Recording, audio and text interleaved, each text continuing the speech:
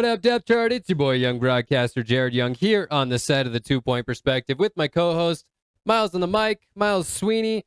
And today's episode is brought to you by Tamper. Tamper, the first free agency app that lets you legally contact players 12 minutes before free agency officially opens. Just enter the player's name you want, the team's cap space, and Tamper will automatically generate a 4-year, $84 million deal that you'll regret by week 6. And it's not illegal. Tamper. That's the best part. Because technically it's not tampering if everyone's doing it. Exactly. I like that one. Thank you for the sponsorship. Oh, yeah. How you doing today, Miles? I'm doing good. Yeah. Good, Same old Thursday, class, come over here. And we had to do a little more prep today for free agency because it's been wild. We didn't know what was going to happen today Yeah, either, exactly. So we got a little bit of a late jump on today. Yeah, that's why we're late. Sorry about that, but it's all for the good of the game, for the love of the game. How have you been? For How the are love you of doing? the pod. I'm doing great, man. Things are going really, really well for me right now. I got a lot of big things coming up, so I'm really excited. And yeah, dude, just hanging. So, And you recovered pretty quick too. yeah, I was sick last week. That was really tough. But you know what? Yeah, it's been a great week. Like I said, I got a lot of big things coming up, so I'm really excited. Now, up first, once again, we're going to start out with our dual threat bet. Yes. Which is always a fun one. Now, Miles finally took one last week, and Finally. I cursed him out in many ways over text message. Yeah, you did. Yeah. Yeah. I was upset. I was trying to go 4-0. You can't have it all. I know. And you let me know about it too. What did I say? Is that fake news? Fake news, yeah. You said a lot of stuff. Yeah, a lot of things. Yeah. But speak your heart, man. In That's complete fine. denial. Yeah, in complete denial. I'm still convinced that SGA got 6.5 rebounds. So It's assists. Got 5 assists and 4 turnovers. He had a good day. That was actually a closer game than I thought it was going to be. Yeah, I know. Yeah, me too. I mean, Warriors, they're completely depleted, but they made it a game until Oklahoma City ran away with it at the end. But I thought him being in the entire game, most of the game, he was gonna eclipse that. Like I said last week, I was hoping that they just blew him out and he sat out the fourth quarter, right? And he never had a chance, but he had the chance. And he came close. He got 5. So he was close there. This week's game though is Sacramento at the Clippers. And just a reminder real quick before we get into this week's, the dual threat bet punishment is coming up on April 12th. Yeah. I'll be running the beer mile, so don't forget about that. Check out the live stream. We'll definitely be promoting that. So keep your eyes peeled. It's gonna be a good day. April 12th, it's fun. not going to be a good day. I'm not excited. I'm not going to do well. Have you thought about what beer you're going to drink? I have. Yeah, and I think I know. I think I'm going to go with Michelob Ultras. Okay. Nice and light. Yep. It's a good running beer. Yeah. So, that's the slogan. Right. Yeah. Yeah, right. That's going to be fun. Yeah. Maybe I should find something like sponsored by the NFL. That'd be cool. Yeah. Yeah. Because that means that it's easy to run with in your stomach, right? Is that how that works when it's That's how it should work. Sponsored by right by okay, all right. It's like Red Bull. I mean, it gives you wings. It does give you wings, right? But totally. if you're susceptible to a lawsuit if you do it, if you run on that beer and then you have like intestinal issues after that. I'm subject to lawsuit. No, they are. Right. Yeah. Right. Yeah. Yeah, so at least we can get some You got to money get out the of it, legal right? wording right. Yeah, so at least we can get some money out of it. For the folks on the live, I promise I am wearing pants. They're shorts. I don't know about that. No, Miles, don't lie. I got the view here. Don't lie to them, Miles. Some fruit of the loom. I can see it. Some fruit of the loom, Yeah. Right.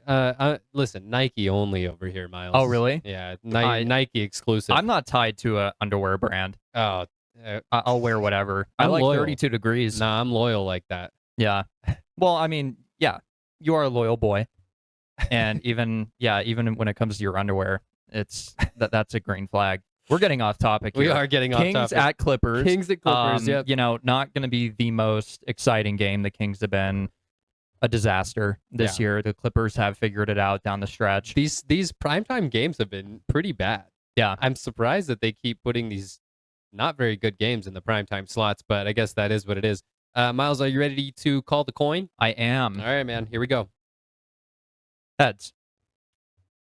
It is tails. What is this? 0 for 5 now? I'll pick again. Yeah. All right, here you go. Here's the crown. Give me a second.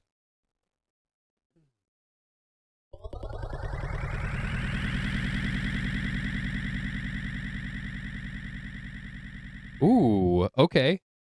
We got Kawhi Leonard plus 27.5. Yep. That might be the easiest one in there. Yeah. That's what he's averaging. I'm feeling good. Against the Kings. Feeling good about it. Yikes. NBA season is my season, guys. This is so far it has been. This is my time. Yeah. This is my time right here. I'm looking from below. You keep running away. The light is diminishing for me.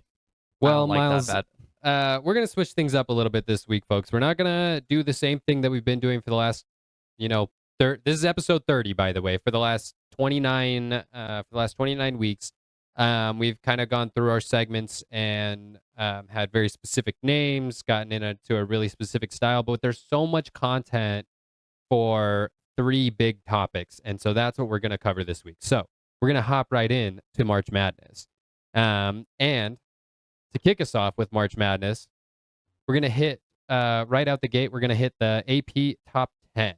Yes. Yeah. Yeah, we're each going to cover 5 of them. Mm-hmm. And you are going to start off with the number 1 seed in Duke. That's a familiar face in the AP rankings for college basketball. Mm-hmm. What do you got on them? Okay, so for Duke, Duke is 29-2. Losses to Texas Tech and UNC, and some notable victories against number 19 UNC, so they split the season. Number 10 Virginia and number 3 Michigan. That's a big one right there because at certain points in the season, Michigan was actually ranked number 1. So that's a pretty big deal. And we're gonna cover. It's funny because Texas Tech is actually not on this list, but we're gonna cover Texas Tech a lot because they came out of nowhere all season long and took down top-ranked teams. They've been the thorn in some of these teams' side. It is amazing. And even after Toppin got hurt, I thought, maybe they were going to stumble. And, obviously his presence is missed, but that hasn't really affected them as much as I thought. Yeah. So, they're not in the top 10, but they have their namesake in there. Oh, yeah, absolutely. Miles, who you got at number 2? I got my Wildcats. I got Arizona. They are 29-2. Those 2 losses coming from Texas Tech and Kentucky. Both of them. No, they lost. They lost 2 games to Texas Tech. No. They lost okay. 1 to Texas Tech. My mistake. Yeah, 1 to Kentucky earlier in the year. But Arizona, they look elite this year. I've said that before. And I still worry about it. I really like this team. I like how they play. They're very fast-paced. And they're really good in transition, and they're a good rebounding team too. But I just worry about them in the tournament, man. Right. I was talking about this with my dad and my uncle. They always disappoint, man. They always disappoint. No matter how elite they look, I said it the other night, I would put money that they don't make it to the Sweet 16. Because, when the lights get bright, if they're, if it's a close game, they're not hitting their threes and they're giving up easy transition buckets, defense is kind of faltering, then they're gonna do this. They're gonna choke, and I've seen it too many times. So Arizona, we all have. We've all been spurned by them. When making our brackets. They are a big bracket buster. Are they big backs, Miles? No, well, I mean the Arizona big backs. They're carrying a lot of pressure right now on their back. So, but yeah, elite team, but I'm scared overall. Third up, we got Michigan. As you mentioned, they were number 1 before. Yeah, I want to give some shout outs to the chat. They're asking for Stevie right now. Apologies, Stevie is napping, so she will not be joining us. I also had to fart a couple of times before we started recording. Yeah, she's not coming right out the door. Yeah, so she's not coming anywhere near that door. Shout out to Matt in the chat as well. Thank you for joining. But yeah, number 3 on my list, I got Michigan at 29-2. Big losses to Duke and to Wisconsin. Wisconsin early in the season. Some notable victories for them recently against Michigan State. They swept Michigan State on the season, but that was a big one. Really good game late until Michigan kind of started to pull away. I think final score 80-90. And then other notable victories, Illinois, number 9, Illinois, and number 18, Purdue. So Yes. And the aforementioned 1 seed before right. they kind of dropped some of those games. Who you got at number 4? Number 4, we got Florida. You know, in the SEC, they've been very physical. Highlights are their defense, rebounding. They're pretty good, and they got a good backcourt too. They got some good guards. And I would say the main thing that, from what I've seen and read of why they've lost these games, is their offensive consistency. So, it could be a big make or break for a sleeper team, or if they're going to be an early exit. Because if they're allowing some of these teams to stick around because their offense can't get it together, how sustainable is that? You can have a great defense, and they've shown that they are very physical. But if you can't transition down the court and score points, and points off turnovers, capitalize on the stops you're getting, I don't know how you're gonna go through a bracket this long and expect to have a lot of success if you can't nail that down. So number 4, Florida. All right, number 5, we got Houston, 26-5. Big losses to number 14, Kansas. Number 7, Iowa State, who we'll talk about here in just a minute. Number 16, Texas Tech. Here we are again talking about Texas Tech, taking down top 5 teams. Number 25, Tennessee, and number 4, Florida. Some notable victories for them. They split the season with Texas Tech, and number 17, Arkansas as well. So they have had some good wins. Obviously, those losses to those lower ranked teams, right? 16, Texas Tech, 25, Tennessee. Those are going to hurt you late in the season like that. So absolutely. Number 6, that's another familiar face. We got UConn. I mean, they got championship pedigree. We've seen them a lot. I believe I'm spacing his name, Dan Hurley, the head coach. Right. He's been a staple in this tournament. He's an NCAA champion. Yep. He preaches like the elite fundamental aspect of the game. That's why they've been so good for so long, prolonged success. And you could say, I would say that this has been a down year for them, but they're still 27-4. Dropping games like that, it's not very characteristic of them, but they're still an elite force you can't really reckon with. And they're still going to have high expectations. They're a very sound team, defense, rebounding, scoring, all of that. So even though they're sitting at the 6th seed and you'd expect them to be higher, I wouldn't worry about it too much. They just came off winning a championship not that long ago. So so long as they have that pedigree, don't count them out. Coming in at number 7, we got Iowa State, and I'm really excited about this one. I'm feeling really good about Iowa State coming into the season. Now, they had some losses late in the season that dropped them down a little bit, but just last week they were a top 4 team, looking at a number 1 seed. So Iowa State, they have I wrote on here that they have a big game coming up against Texas Tech in the Big 12 tournament. I don't know if you guys saw me, but I was checking my phone. I wanted to see the score of that. They actually took down Texas Tech 75-53 today. Wow. Yep, to move on, and they will be playing Arizona on the 13th, so tomorrow. Yep. So they'll be taking on Arizona tomorrow. I'm excited to see what happens there. If they win that game, that's going to be huge. That will skyrocket them through the rankings. But big losses this season already to Arizona, to Texas Tech, who they just beat, to BYU and to Kansas. Some notable victories for them was Arizona State to end the season, and then Houston. So, number 8, we got Michigan State, 25-6. Another good coach in Tom Izzo over there. They're disciplined. He's got the experience. And they're performing well. Again, defense, rebounding.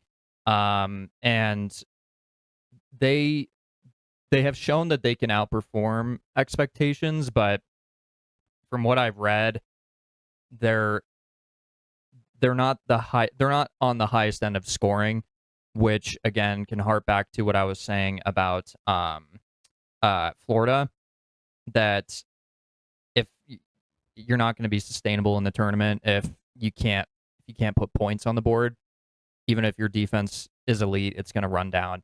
So Michigan State sitting at number 8, 25-6.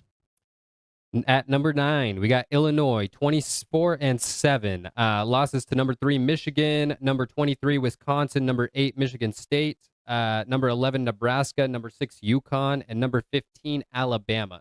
Those are all top-ranked teams, which is why they're still sitting there at number 9, even with 7 losses. Some notable victories: they beat number 11, Nebraska twice. Number 18, Purdue, number 25, Tennessee, and number 16, Texas Tech. Now, that in and of itself had to keep them in the top 10. Who you got at number 10, Miles? Number 10, capping off, is Virginia, 27-4. Before I continue, if you guys are in the TikTok Live, Marla just dropped the YouTube link to the other live stream if you want to hear the mics, just the overall quality, the soundboard, transitions and stuff. I'd recommend you guys transfer over there. But we still appreciate your viewership either way. So Virginia, 27-4. They are definitely more methodical on offense, slower paced. It can help keep games close.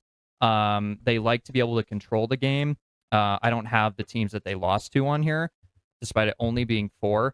But that's something else that can hurt you if you're not. A slow, methodical offense where it's calculated and you can dissect the defense is good on paper and being able to control the game.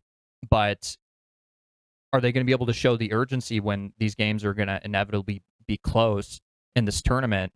Is it going to bite them? I mean, we'll have to see. I would assume that it did bite them in at least some of those 4 losses that they've had.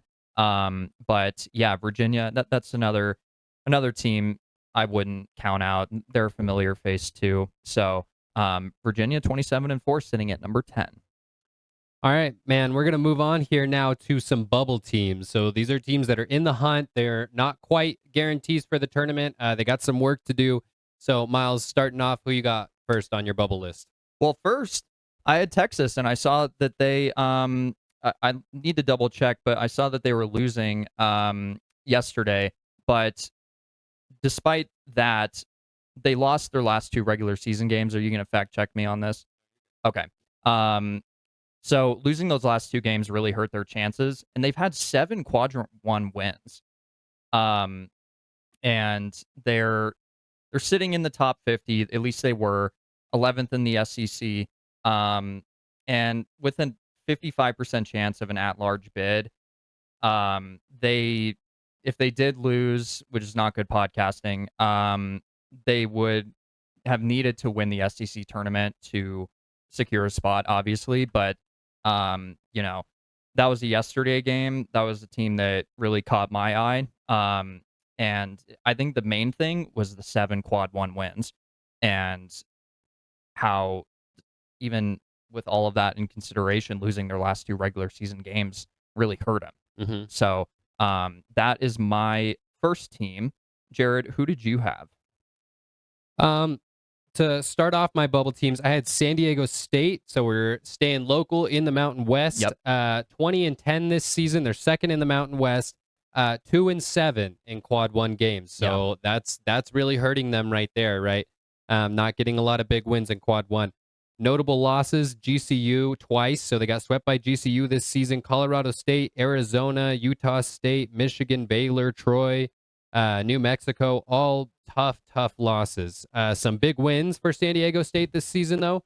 Oregon, Boise, Utah State, and UNLV recently. That was a big game, and they pulled through. So the Mountain West tournament is going to be a big deciding factor for this March Madness. Absolutely. And we just saw that UNR beat GCU today. Right. To move on to the semis. They're moving on. Yeah. And I'll jump to my Mountain West team in Boise State. They re-entered the conversation after winning 5 straight. They won 7 of 9. But they were sitting at like 14%. So again, Boise would need to win that tournament. And as of right now, uh, I wouldn't see them getting it over even San Diego State. They were just in the championship a couple of years ago. They've been a better program. But here's the interesting thing: if the Mountain West only gets 2 tournament bids, the Broncos could have a case thanks to having wins over San Diego State and New Mexico. Mm-hmm. So, as it was sitting yesterday, not the best chances, but Well, and I'm not sure just because of the amount of quad one losses that the Mountain State has suffered, I'm not so sure they're going to get 2 bids. I wouldn't be surprised if they yeah, did, but I think that there's a lot of other teams that are going to come out strong yeah, here towards the end of the season. So, yeah, and we've got another one that we're going to talk about here at the end of this that is not a Mountain West team, but has a strong yeah, potential to get a bid. So, yeah, absolutely. What was your number 2? my second bubble team was New Mexico. We're going to stay here in the Mountain West. 22-9 this season. They're third in the Mountain West. 7-13 in quad 1 and 2 games. So, still that's a losing record, right? Notable losses. Lost the last 2 games against Colorado State. They got swept by Utah State. Swept by swept by Boise. Lost to Nevada, New Mexico State, Nebraska. Those are all really, really tough losses, right? Some notable wins for them, though. San Diego State, GCU, UNLV, Mississippi State. So some tough losses. They got swept by 3 different teams in the Mountain West. Yeah, And so in interconference play, that's what's that keeping hurts. them down, right? Yeah, Even though they have a better record than San Diego State. That's why they're sitting at number 3 right now. yeah. Indiana out of the Big Ten, my third and final, they really hurt after they lost to Ohio State. And their chances were sitting at 40%. And in terms of like when we were doing this yesterday, they had a chance if the Big Ten received 10 bids. We're talking about 2 bids with the Mountain Right. West, 10 bids with the Big Ten. I mean, yikes. Even if they only get 9, they're probably going to miss the tournament. So, that's a tough one for the Hoosiers. Losing late to Ohio State to just plummet your tournament chances. It's tough for sure. So, who is your third and final? All right, I got Miami, Ohio. They're sitting at number 20 right now. Now, I don't know how that's going to change after today, but let's get into a little bit of Miami, Ohio. So, Miami, Ohio finished its season 31-0, the only team to go undefeated this season. Other teams to finish undefeated before Wichita State, 34-0 in 2013-14. Kentucky in 14-15 with a 34-0 record, and Indiana in 1975 and 1976, 32-0. So some notable victories for Ohio, or for Miami, Ohio, against Ohio. I don't know if you guys were able to catch that game the other night, but it was wild. First time since 2011 that they've beaten Ohio, in Athens. That was really cool. That was a really, really great game. I think final score was 112 to 107. So super high scoring game. The threes were just popping off from every corner. Guys were just pulling up and throwing them down. It was a great game. And I was freaking out. I was texting you, like sending you score updates and stuff. And I watched the highlights the next day, and those shots were raining. It was a great game, and I had big expectations for Miami, Ohio. However, they did suffer a loss today in the tournament to UMass. So I don't know how this is going to affect their tournament odds. I don't know how this affects their bid. It's not a big conference. It's not a power conference. They didn't really play a lot of high-powered teams this season, so strength of schedule is going to have a really big impact on the decision-making for Selection Sunday coming up this week. So I don't know where they're going to end up landing. I hope that 31-0 is enough to carry them for a bid, but I'm not feeling very good about it late here in the season. Yeah. So After taking that today. yeah, a bad loss. Yeah. That's a bad loss. It is. Well, as we are segueing into the college basketball playoff in March Madness, we still have some, time in the NBA Mhm. to figure out that seeding, who's going to be in the play-in. So that still has time to develop, even though we're approaching it coming in April. But we want to start off with this NBA madness with Bam Adebayo. Yeah. That was crazy. Wow, 83 points. And this has been very polarizing from everything I've seen and read about There's been a lot of different opinions flying around. Yeah. So I wanna give you the floor. I want you to tell me how you think about it. Like, what's your opinion on it? Well, let me start out by giving you what I got here, if that's Let's read the okay. stats. Okay. Yeah. So he broke Kobe's modern day record of 81 points. So first and foremost, right? I'm not saying that the 83 is not commendable, right? Anytime you put up that many points, you obviously had a great game, right? Regardless of the situation or what was happening. Now, here's the thing, though. Now, he had 43 points at the half, and at the half, players were instructed to just feed him the ball, see how many points that they could get him, which I think is fine, right? Yeah. But they're also playing the Wizards, and so they're just blowing him out. He went 36 for 43 on free throws, 83.7%. That's pretty good, right? But you got 43 free throws. That's insane. Yeah, I think that's the thing that sticks out to nuts, right? And that's what a lot of people are saying, right? His 3-point percentage was good, but it wasn't like spectacular. He wasn't shooting 40% or anything like that. He shot 31.8. 7 for 22. 7 for 22. Yep. Yeah. His field goal percentage was 46.5, 20 for 43. That's like a normal stat line. That's not a crazy stat for a star player, right? A lot of guys will take 40 shots in a game. Oh yeah. And I mean 46 is it's decent, right? It's not insane. And he played 42 minutes. Yeah. That was the whole game. Yeah. Yep. And so I'm not trying to take anything away from him. Again, I think that he obviously had a great game. That's a huge deal. But you played the Wizards. You shot average percentages, and your team was instructed to feed you the ball the whole game. So, again, not taking anything away from him, but I'm not like, whoa, like that's so crazy. Bam Adebayo is the best player ever. No, it's not going to be my take here. Yeah, I think the thing that, like I said, the free throws stick out to me.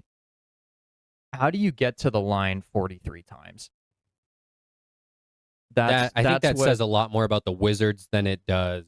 Or maybe and I didn't watch the game, how much, what was on the mind of the officials, Right. Like, and I'm not pushing an agenda on them. Yeah, but you know what though? I think that right there exposes a massive issue that we have in the NBA of not even playing the game, and you're playing the game to get calls. Right. It is not, and we talked about this last week. It is not even the same game anymore where the skill is shooting the ball. The skill now is to draw contact. Yeah. That's what's winning. Your goal games. is getting to the line. Yeah. And it's not, I don't like that style of basketball. There's certain player, I'm not going to name names, but there are certain players who do it, and I'm not going to sit here. He's one of them. He's done it for a while. And I'm not going to blame these guys because they know they're going to get the whistle. Like, that's an effective way of playing when you know you're going to get the whistle. But it just takes the game to a screeching halt. And so, congrats to Bam Adebayo. I commend the Heat for allowing him to do that, because there are other teams who would pull him, especially when you're killing a team like the Wizards. It's like, okay, then, we're pulling you. Right. They let him go get that. And imagine though, they're doing this, right? Say he's got 80 points, tears his ACL. How do you justify it then? Yeah. How do you justify it at that point? How does in the he season? justify it? Right. You know, Mhm. it's like if you're given the opportunity to chase something like that, I'm sure a lot of people would, but hindsight exists, man. And it's like, you're trying to make a push for the playoffs in the Heat. You're playing a lowly Wizards team. The game's already said and done. Right. And if something like that were to happen, it'd be like, well, you got that accolade, but now we're Jaden screwed. Daniels. Mm-hmm. Jaden Daniels, right? We talked about this. Why were they not pulling Jaden Daniels earlier this season? And this is After he was already hurt. pride getting in the way of that, and I think that is dangerous. And as a fan, as a Heat fan, that's not something that you want to see either. It's great. Again, it's great that he did it, and it's exciting. But the risk versus the reward is just not there, frankly. Well, I mean, it's not like, and these guys don't have one game a week Right. either. They could have had and I'm not sure if they did, but back-to-backs exist. Mm-hmm. Every game, every other day exists. How much is that going to take out of them to where if you're going to play an opponent that is more competitive than the Wizards, and you're trying to make that push for the playoffs, and Bam's like, you just played 42 minutes. Right. And he's an important piece to that team. Well, and frankly, you would think that would be a game, considering where the Wizards are at, that would be a game that if they were going to look at, what do they call it? Time management. Load management. Load management. If they're going to look at load management, wouldn't that be a game that you would, have some load management? Mm-hmm. So, I mean, in a vacuum, I think it's cool. I never would have thought it is cool. It is, and I feel weird because I'm not trying to take anything away from him. I mean, he scored 83 points. Yeah. I certainly couldn't do that. Mm-hmm. Yeah, but never did I think Bam Adebayo would be the one doing that. But it's I don't blame him. You want that? The team's allowing you to do it. Go get it. Yeah, but it just always seems more manufactured than some of the other great performances we've seen. I always thought it would be Jason Tatum, who we're going to talk about next. Jason Tatum is back. Yeah. And he never left. Right. It feels like he never left. I mean, there's obviously a little bit of a decline there. He's coming into his own. I thought it was going to be worse, though. Yeah. That's the thing. Me too. 100%. I thought he was going to have the minute restrictions, have to knock off the rust. But that was just kind of like Jason Tatum, not at his elite level, but like a middling game, but it's elevated because of his torn Achilles and the recovery time. It was Boston crazy. As a team is elevated with him there. Absolutely. So I want to give you guys some stats through 3 games for JT. He's averaging 27 minutes. So he's not on the floor for the full game. They're managing his time, I think, pretty well. Subbing him in and out well with Jaylen Brown, which is, I'm sure, Brown probably appreciates that, because one of my concerns is that Brown was going to start to take on too much of a load and then get injured himself. And going into the end of the season here, that's not something that we wanted to see. He's shooting 39.6% from the field goal, 29% from 3, 85.7% from the stripe, and he's averaging 19.7 points per game. So, I mean, these are really good stats through 3 games coming off of a torn Achilles 10 months ago. You got a grade on a curve here. Yeah, because I thought he wasn't going to play this season at all. That is a brutal injury. Yeah. But I mean, we're seeing it with, now I'm curious, what's Halliburton going to look like? Kevin Durant tore his Achilles, and he's still playing elite basketball. I think Tyrese is going to come back 10 years older than Tatum. I think so too. And you can see how much they miss him in Indiana. Oh, yeah. I mean their level of play as a team has plummeted. And I know that they got charged with excessive load management or something like that. What was it? We talked about this. They were brought up in the tanking thing. Yes, I'm pretty sure. They got charged for tanking. Yeah. And I know that they've had moving pieces. It's not the same roster as the finals, but man, they miss him a lot. So in terms of basketball, the torn Achilles, the treatment's getting pretty good. Oh, You're yeah. seeing these star players come Look back. at and Aaron Tatum's just added Rodgers. to the list. Aaron Rodgers too. Yeah. Yeah. In his 40s. Even Kobe way Right. back when he did that. Mhm. Still shot his 2 free throws, and I mean, he came back and these guys got hundreds of millions of dollars. They're so gonna have the best they're treatment. gonna have the best treatment. Yeah, for sure. And it's probably the best treatment being provided by the team, right? Oh, Because yeah. they're paying them hundreds of millions. They want them back on the court absolutely. as soon as they can.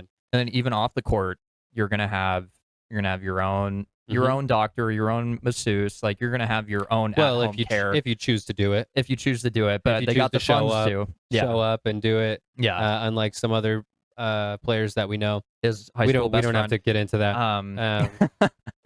But yeah, let's cap off the NBA madness for the Saturday's game predictions. Do you have Mhm. any other thoughts? No, man. Okay. All right. Let's start off. Nets at the 76ers. I'm going to go with Philly. Are you? Yeah. I picked Philly last week. They let you down. I'm taking Brooklyn.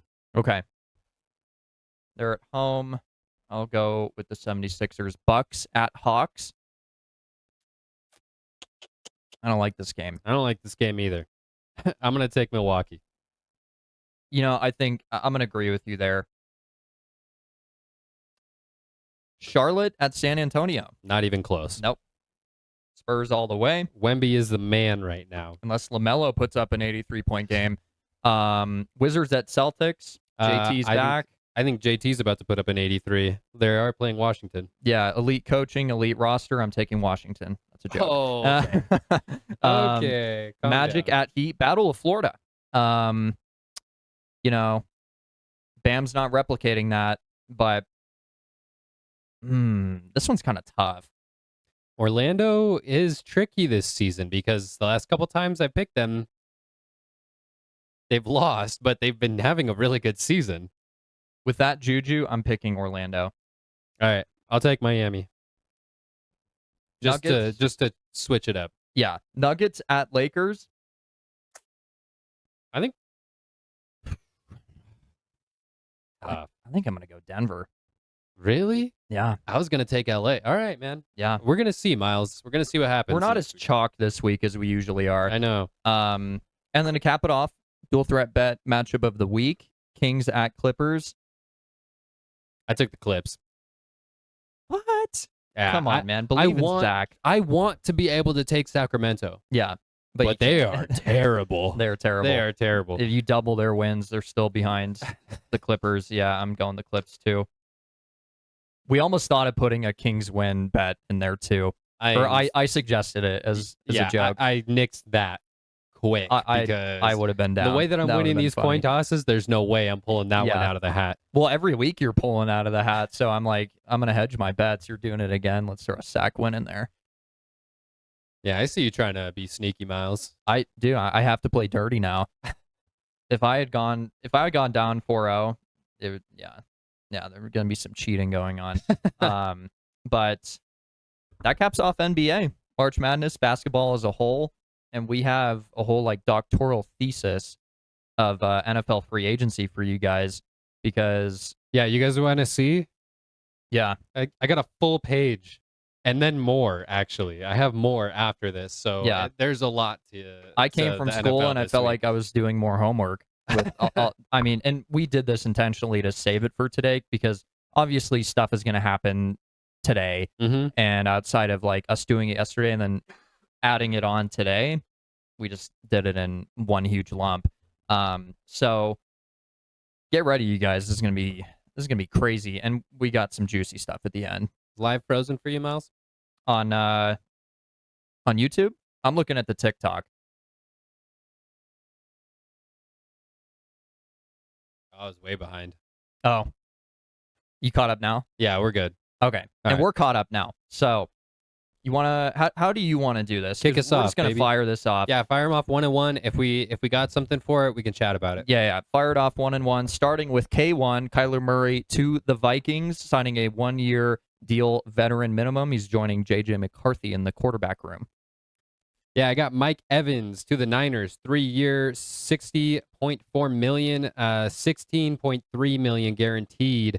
And I want to throw this in there as well. The 49ers earlier this week were predicted to release Brandon Ayuk. There were reports coming out saying that they're definitely going to release him. And then they came back and they're like, no, we're not releasing him. I don't know where you got that info from. We're going to trade him at the deadline. Oh, they're At the looking draft. wow. They're looking at draft. Okay. So, sorry, I said deadline, but they're looking at the draft. Okay. Yeah. Interesting. Yeah, because I was going to ask what your thoughts were on that. What were they going to do? But sticking with San Francisco, Dre Greenlaw, his comeback party. He's signing a 1-year, $7.5 million deal. He's joining Raheem Morris's defense. Yep. Real quick, I want to talk about Mike Evans. I think that that's a great pickup. Real quick, by the way, just want to throw that out there. Well, there were some unhappy campers. Well, I don't love the $60.4 million, but I like the amount of guaranteed money. I'll take that. I'll take the guaranteed money. I think that that's good. I love Mike Evans. I have for a long time. I hope that he can stay healthy. That's all I'm going to say. That's a big thing. Miles, you want to take this next one as well? Yeah, please? absolutely. Osa Odigizua. We're sticking in the Bay. The 49ers traded a late third rounder for him. And I was pretty upset when I saw that. He is a good quality defensive lineman, and you're basically trading a 4th round pick for him. Yep. Out of Dallas, I believe. That made me mad. The Niners are being proactive. Niners and the Rams are being proactive this offseason. And I don't think that they're done. I have a feeling that there is more work to be done on that defensive line, and maybe we see something for Max Crosby in the next couple of days. So, and we'll get into that too. But I got Daniel Jones here, signed a 2-year deal with the Colts, $88 million up to $100 million with incentives and $60 million guaranteed. So the Colts are hanging on to the man, even though he's not going to start the season, right? Yeah. He's going to be injured to start the season. Injured late last season, going into the playoffs. So that seems like a Shane Steichen, like he had his fingerprints on that. He's done with the quarterback carousel. But we are not done with the quarterback carousel. Geno Smith, another comeback party going to the Jets. Him and a 7th round pick were traded to the Jets for a 6th round pick to the Raiders. Going to be the bridge guy, obviously, but he's back where it all started, and it was not a pretty sight when it did start.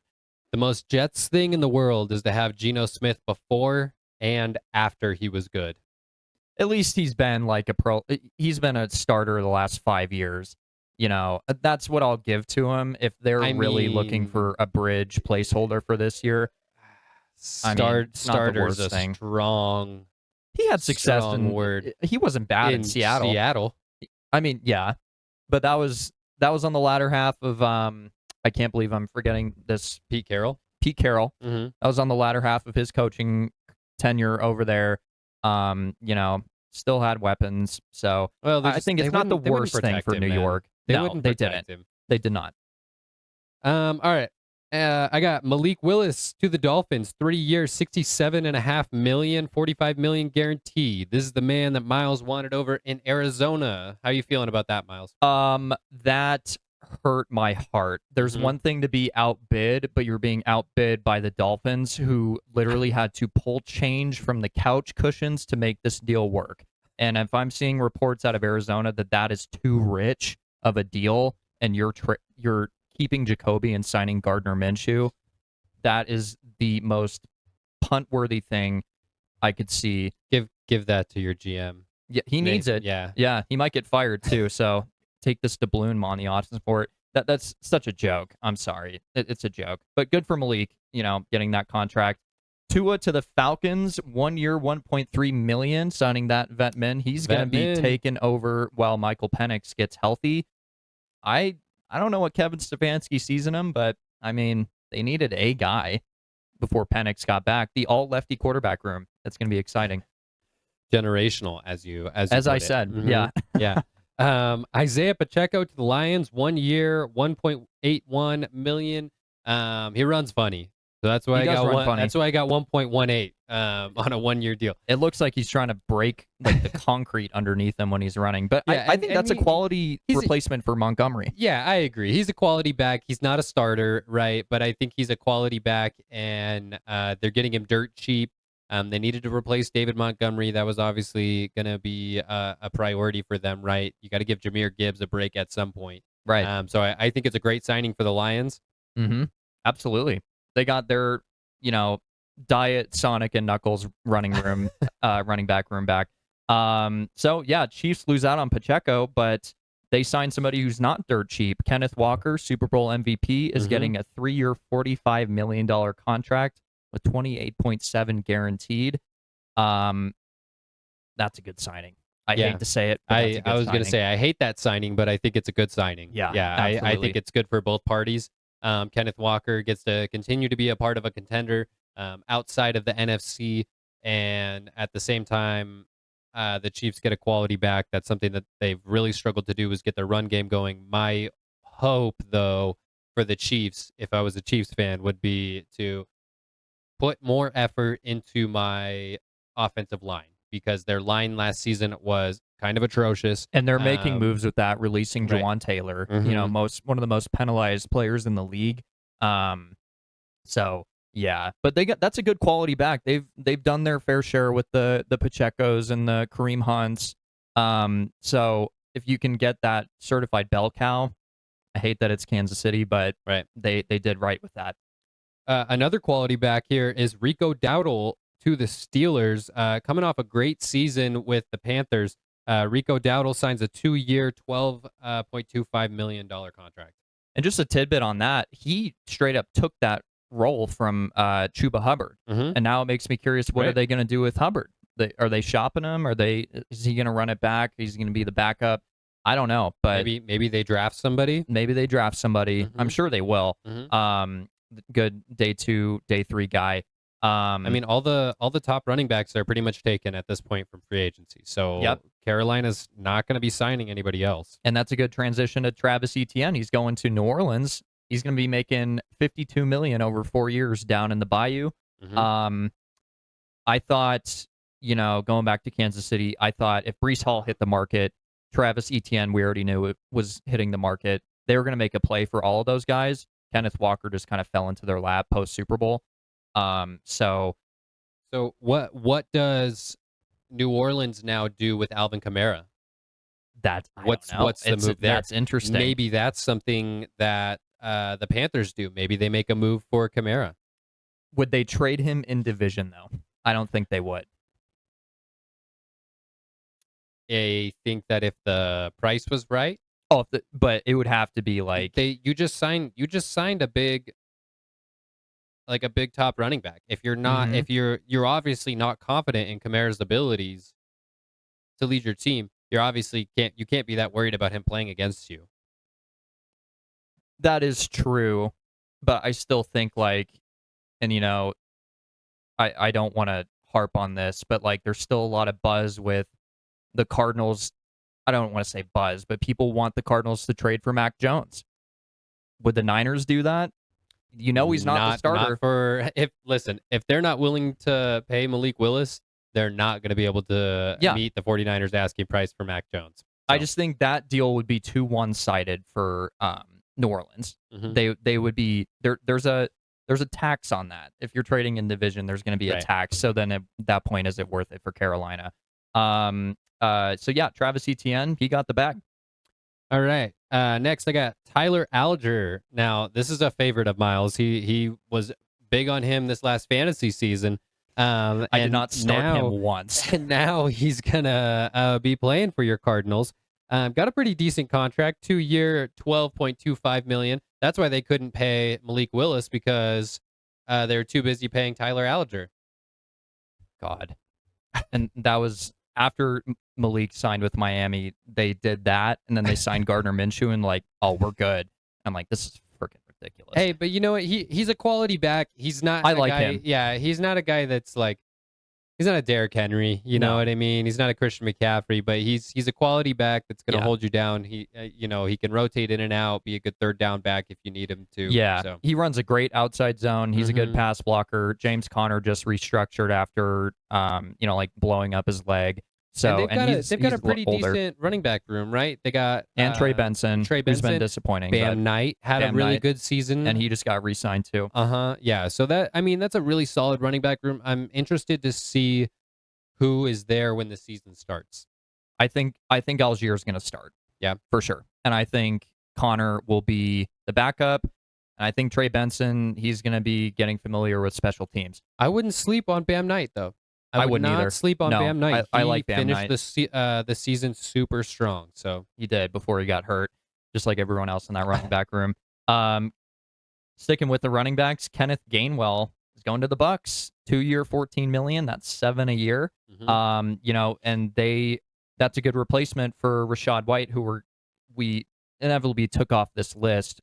He signed it got a minimum too long. 1 year the list deal. got too long. Yeah, but I mean that's a good replacement for losing out on Rashad White, who, was productive when Bucky Irving got hurt.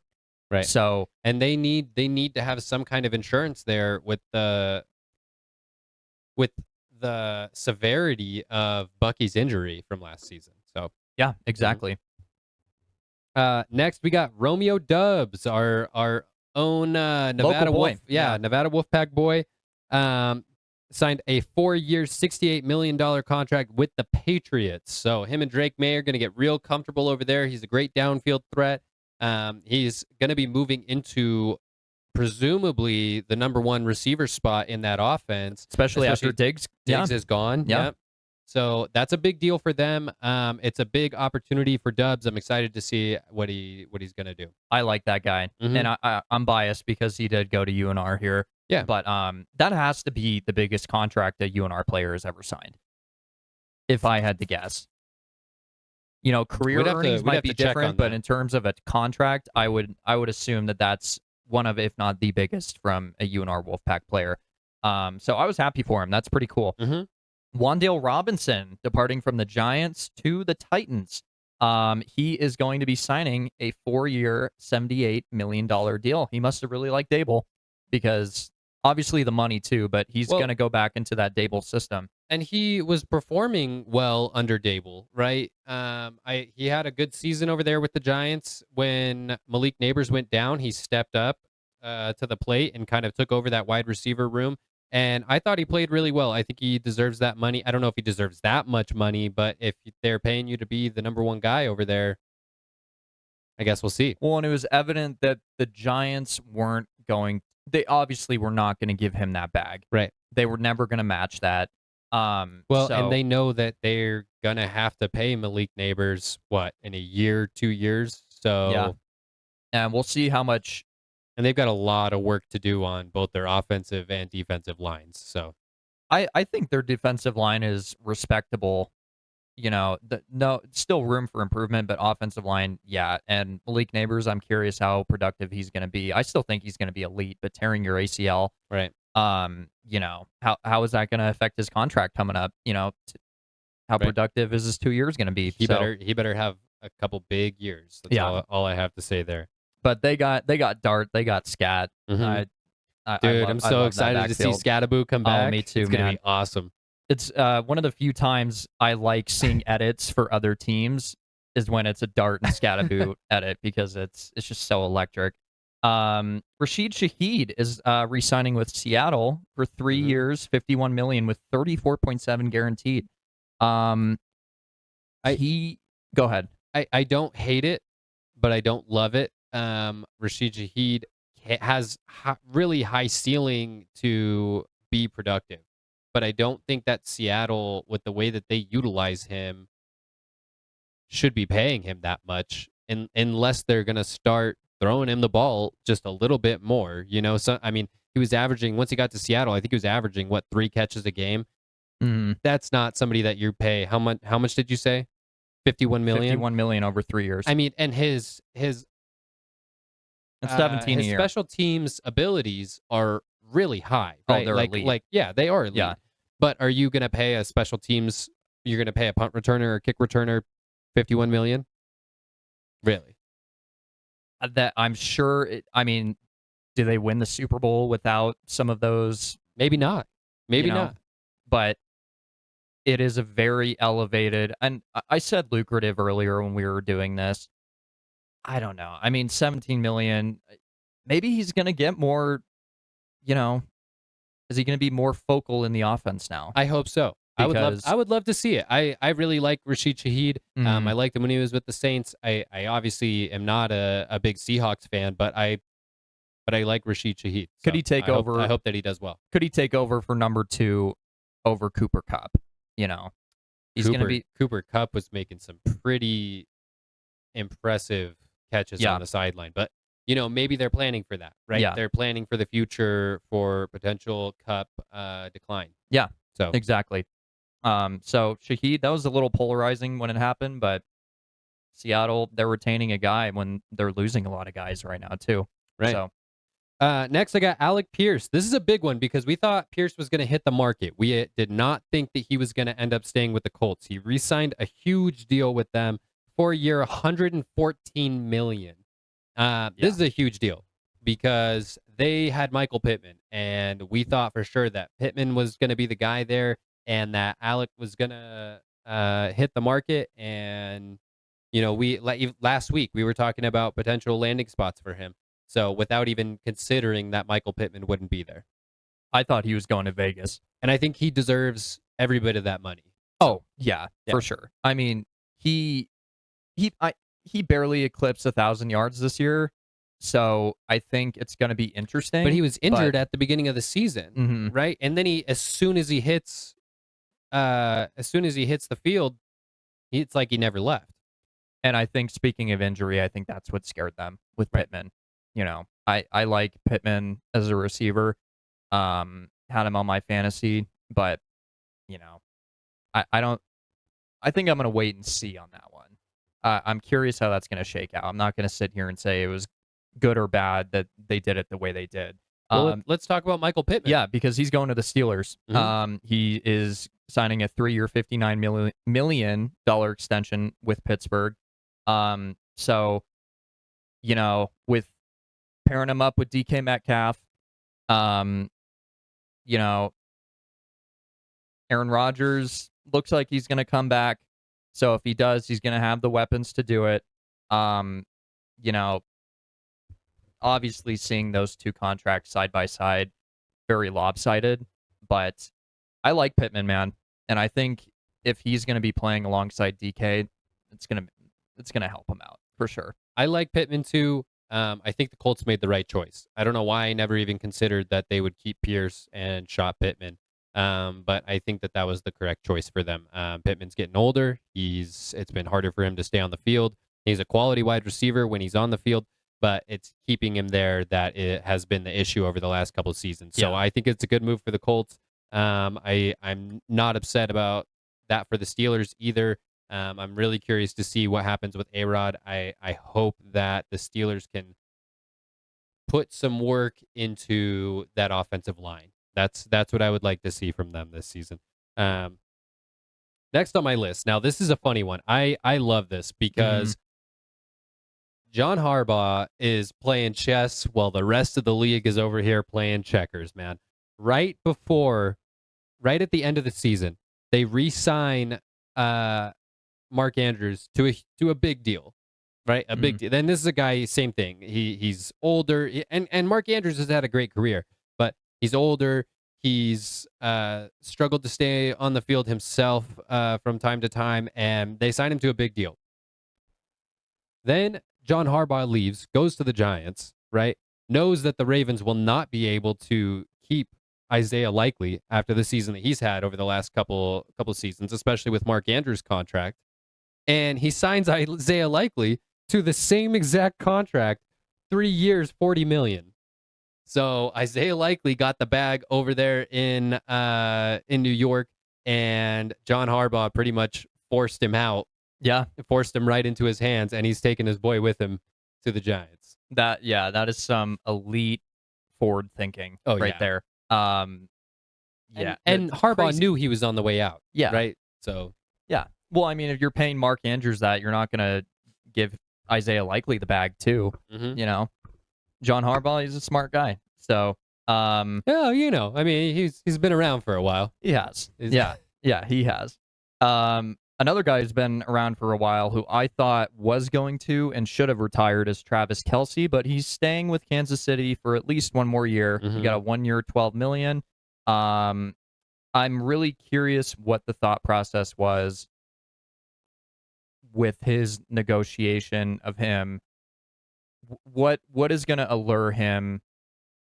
Is this going to be a retirement tour for him? And like, if it is, what kind of tour is it going to be when Mahomes is going to be out?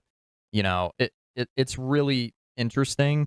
But I mean, if you're playing for $12 million for one more year, that's reason enough, I guess.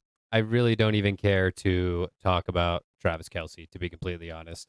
I'm so over it. Well, he's just such a popular player now, even outside of the NFL. So we won't harp on it any longer. So how about you take over the next one? I'm going to fix the live. Right on. So next on my list, we got Bradley Chubb. I love this signing by the Bills for a year, $43.5 million. I think that this is a great move for them. Chubb released by the Dolphins earlier this year, a couple weeks ago, and they're not re-signing Joey Bosa.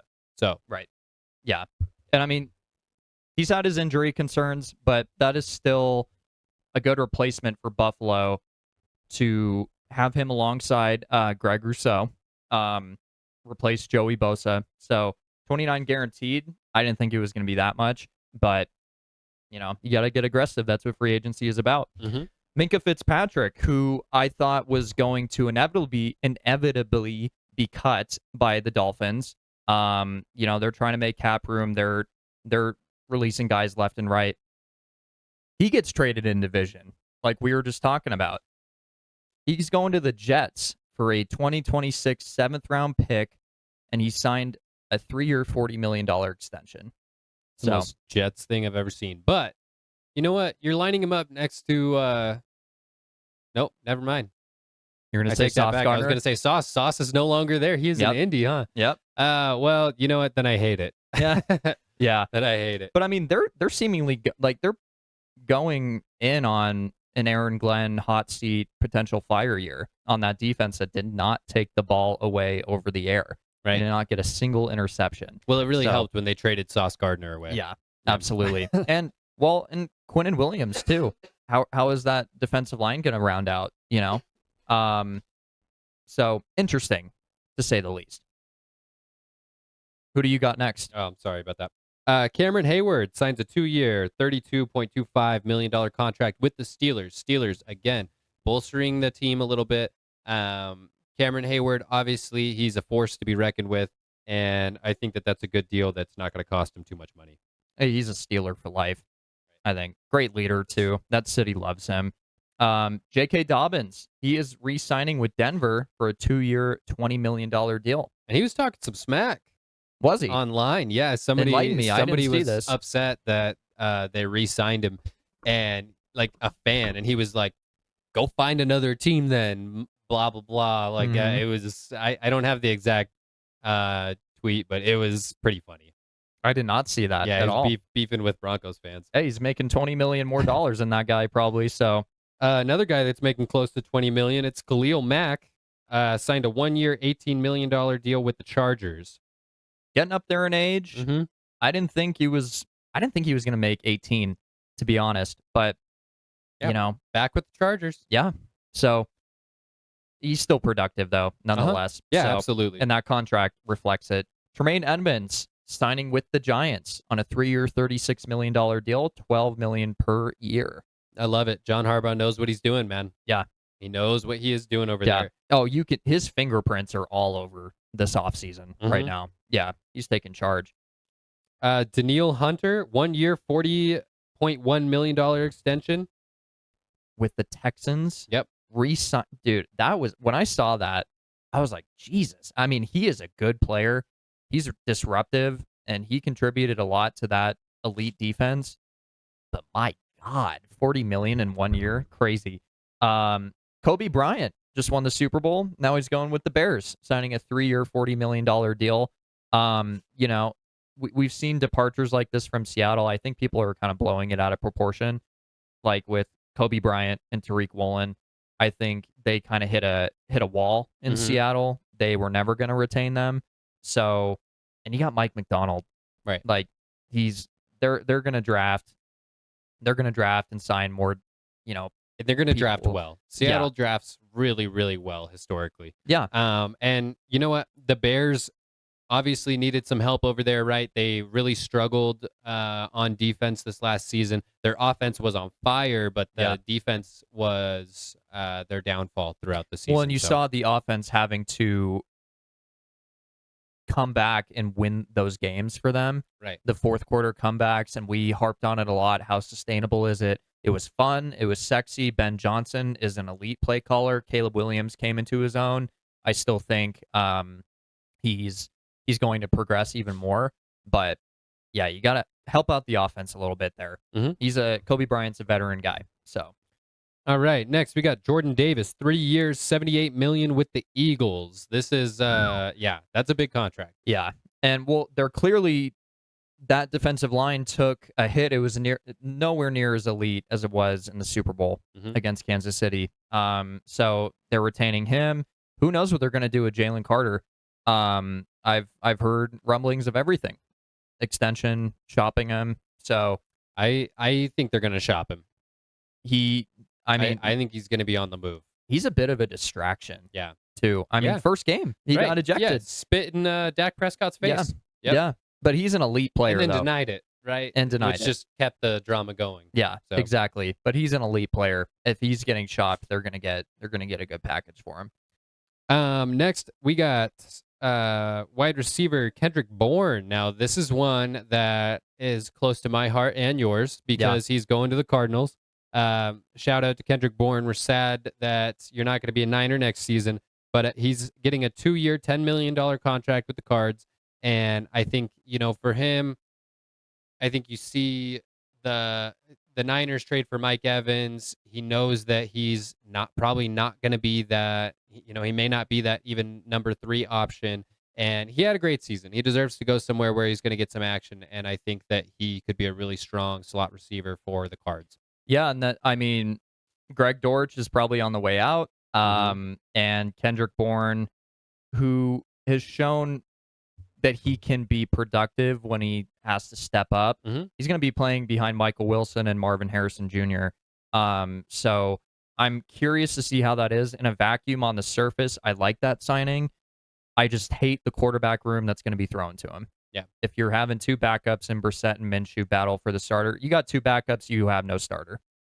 You got 2 quarterbacks, I think it's a joke. They're obviously going to draft somebody. They're going to draft somebody in 2027. They could even draft somebody in 2027. You don't think they're going to draft somebody this season? I think with the way they played it out, could they take Ty Simpson at 34 or take a flyer on, Chambliss or Nussmeier in day 2, day 3? I think they're going to do it, but I don't think it's going to impede their ability to draft somebody in 2027 where it's just going to be way more rich. You don't think with the number 3 pick they're going to do it? No. What's your prediction there? I think they're going to take Maui Noah. I don't think they're trading back. I don't think anybody's trading up in this draft. It's just not rich enough of a draft. Yeah. Unless somebody really loves Jeremiah Love, no pun intended, maybe. But I think they're going to take Maui Noah, round out their tackle room, or they're going to take David Bailey or Reuben Bain, and get their edge rusher room even more concrete than it is. But yeah, they're not taking a quarterback at 3. Well, cap us off, Miles. 2 cap off. Jalen Phillips, and he's going to be a good segue into the really expensive edge rushers and the whole story that unfolded with that. Jalen Phillips is signing with Carolina, 4-year, $120 million. Another Miami guy who is getting the bag. So that is capping off just the rapid fire huge list of our free agents. But there was some drama this free agency that we're gonna get into, namely between Max Crosby, Trey Hendrickson, and the Ravens. So I know you were really excited to talk about this. Do you want to start us off with just basically unfolding everything that happened? Yeah. So Max Crosby earlier this week gets traded to the Ravens. Now this is before free agency. This is before everything opens up, right? Free agency trade. So they had a deal set and not officially confirmed. So Crosby traded to the Ravens for 2 first-round picks. I think that's a great deal, right? Everyone across the league, I think that it was the right move for the Raiders. I think that it was the right move for Crosby, and the Ravens were obviously looking for a pass rusher. So I think it kind of worked all the way around. It's obviously an earth-shattering trade, right? Because it's gonna start off free agency with a frenzy, right? Yeah. As soon as that happens, teams all across the league are going to start making moves because now Yeah. Crosby's off the table. Right. They're going to start signing other pass rushers and allocating their funds to other places because he's not available. Right. Now, this is a big deal. Because the Raiders moved him, or at least in their minds moved him, they went nuts. They signed 9 new players to their roster. Connor Hayward, 2 years, $5.5 million. Jalen Naylor, 3 years, $35 million. Tyler Linderbaum, 3-year, $81 million. Malcolm Kuntz, 1 year, $11 million. Kwity Paye, 3-year, $48 million. Nakobe Dean, 3-year, $36 million. Quay Walker, 3-year, $40.5 million. And Taron Johnson was acquired from Buffalo for a 6th-round pick. That's a 3-year, $30.75 million contract. Eric Stokes re-signed on a 3-year, $30 million. And then they brought in Matt Gay as well. So they signed 9 new players.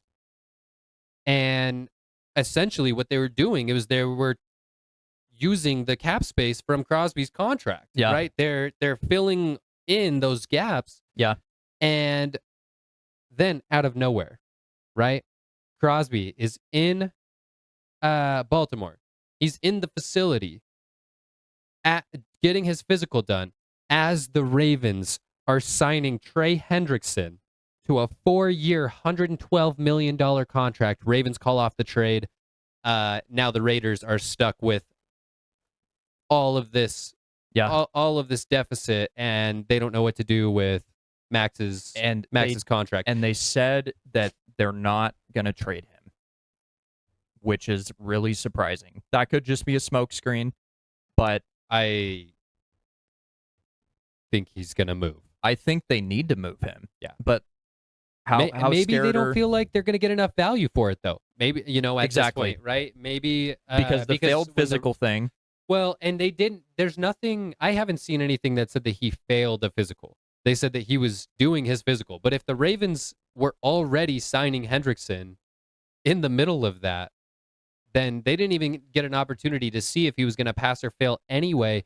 And so they just said that. There's still nothing out there that says Max definitely failed his physical. But what they're doing is they're seeding doubt in the minds of other potential trade candidates here. Right. And that's what the problem is. And so now instead of Max being worth 2 1s, maybe it's a 1 and a 2. Yeah. Maybe it's a 1 and some cash, right? Yeah. It really devalues that contract there. So or that trade value. And at this point, maybe that's why the Raiders wouldn't move him, because they're not going to get the value that they would maybe next season if he stays healthy and he plays a full season. So here's what you never see this very often of rescinding a trade. And normally, if it is, it's because of the physical. Right. I don't doubt that he failed his physical. I don't. I don't either. Because he got hurt. He had surgery not that long ago. But they knew what they were doing before they knew what they were doing. Stepped in the building. And that's what the biggest issue is. And they are trying to, from what I've seen, make it seem like that they were trying to pair him up with Trey Hendrickson. I don't believe that for a second. I don't believe that either. I think talking to Trey Hendrickson and knowing that he wanted to go there and they had a deal lined up, I think the thing that went through their mind was, we can still sign this elite pass rusher, similar in age, and rescind this trade with the physical label and get our 2 1s back. Well, and you're telling me right now you're going to pay one edge rusher $112 million, and then you're going to take on Crosby's $109 million contract by losing 2 first-round picks? Yeah, absolutely not. No, not I think Trey Hendrickson and 2 guys that are coming off of injury. Yeah. I think it's not happening. I think the way that it unfolded with Hendrickson and the knowing that they could get him for the right price that was agreed upon with both sides, I think. And like I said, again, if the doctor didn't like what he saw from Crosby and they could fail him on the physical, I wouldn't doubt that. But I think Hendrickson pushed them to do that because they knew that they could sign him and get their first round picks back. Right. So it's really interesting. It shook the NFL world like I've never seen, and just a lot of drama with that. But that trade isn't the only thing that's going to get canceled. This is our last take before we get canceled segment.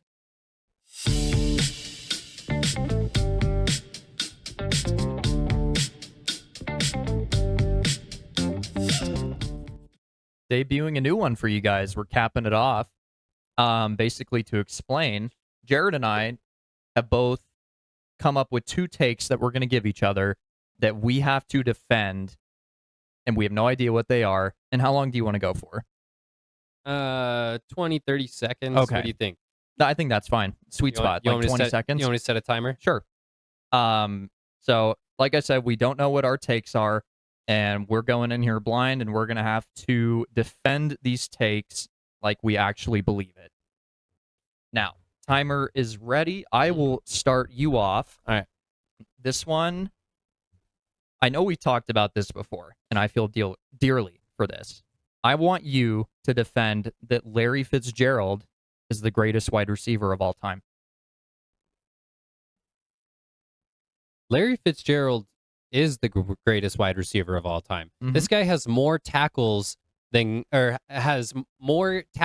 drops, right? He never even played with a Hall of Fame quarterback. Well, or excuse me, Kurt Warner. Not a Hall of Fame quarterback, a Pro Bowl quarterback, allegedly. We still haven't fact checked this. This is from a lot of episodes ago. Yeah. But he played with some really terrible quarterbacks, and Larry was always a consistent guy. He played for a terrible team who they did make the Super Bowl that one year, but they lost. Sorry, Miles, I had to hurt you a little bit on that one. Yeah. And I think I've already gone over my 20 seconds because I said it for 20 minutes you on can keep accident. going if you want. I do love Larry, but my 20 seconds are up, and Larry Fitzgerald is not the greatest wide receiver of all time. But I will say, right off the top of my head, without even thinking about it, top 5, maybe top 3. I would give him top 3. That's my bias speaking, but yeah, that is your bias speaking. Jerry Rice is the greatest wide receiver of all time, and there's no comparison. So I will die on the hill that if Larry Fitzgerald had guys like Joe Montana and Steve Young throwing him the ball his whole career, I think he would be the greatest receiver of all time. I think that you can make that argument. I think that when you look at Jerry's work ethic and his longevity, well, Larry had longevity too, but Jerry was more productive yes. in the latter half of his career. But he essentially had 2 seasons, 2 Hall of Fame seasons. He had Megatron's season twice, or Megatron's career twice, right? Yeah. You can't look at that and say that Jerry Rice is not the greatest wide receiver of all time. And frankly, here's another thing. Jerry also played in a different era. Yeah. Where defenders could do whatever they want, right? And it wasn't the air raid like we see today. And I'm not saying that Larry didn't play in something like that earlier on in his career, but as he got closer to later on, right, the flags started to come out. So, yeah, that's what I would say.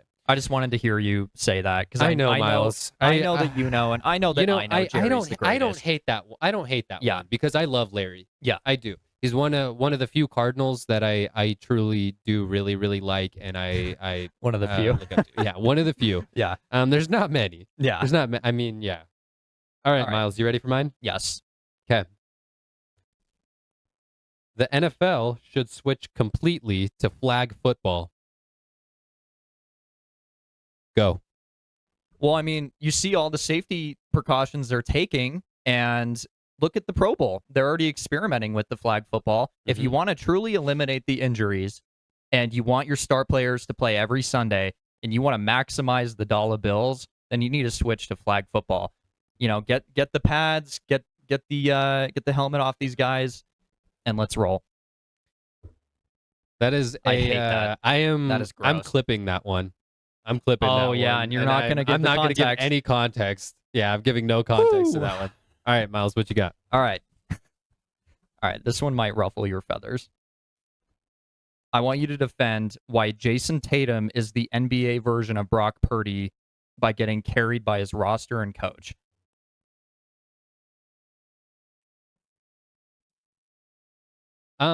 Jason Tatum is like Brock Purdy in a lot of ways, where he is the greatest floor general in the league at this point in time.